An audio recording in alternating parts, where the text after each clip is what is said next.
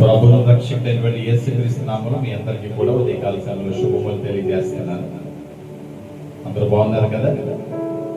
ఉదయకాల సమయం వాగ్దానాల నుంచి ఎదురు చూసినటువంటి ప్రతి ఒక్కరికి కూడా బైబిల్ గ్రంథాలు తెలుద్దాం. ఆదికాండము 17వ అధ్యాయం మొదటి మాట.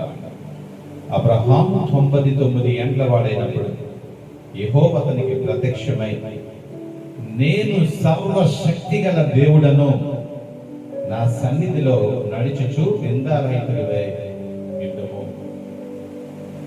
నేను సర్వశక్తి గల దేవుడను. ఎల్ షదాయ్, ప్రభు సర్వశక్తి గల దేవుడు.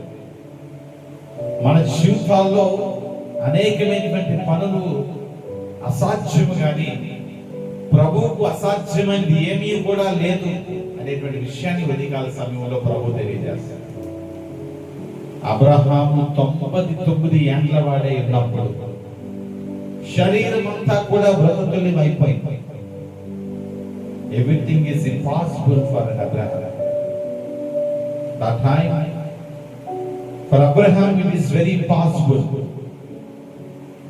That time that God is speaking with Abraham. Abraham తో ప్రభు మాట్లాడుతున్నటువంటి మాటలు ఏంటంటే, నేను సర్వశక్తి గల దేవుడినయ్యా, నీకు బిడ్డలను పుట్టించువాడు, నిన్ను ఆశీర్వదించువాడు, నీ ద్వారా అనేక జన్మలను నేను అభివృద్ధి చేయవాడు.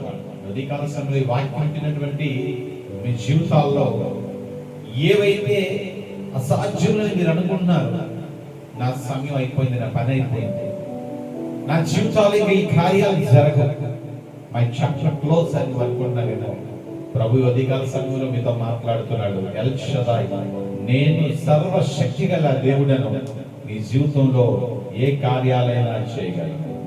అటు గొప్ప కార్యములు దేవుడు మనందరి జీవితాల్లో కలిగించెను గాక. ఆమేన్.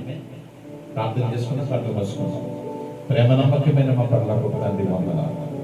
ఉదయకాల సమయంలో ఎల్ షదాయ్, సర్వశక్తి గల దేవుడను, నీ జీవితంలో ఏ కార్యాలైనా చేస్తానని ప్రభువా మీరు మాతో మాట్లాడిన విధానం బట్టి వందనాలు.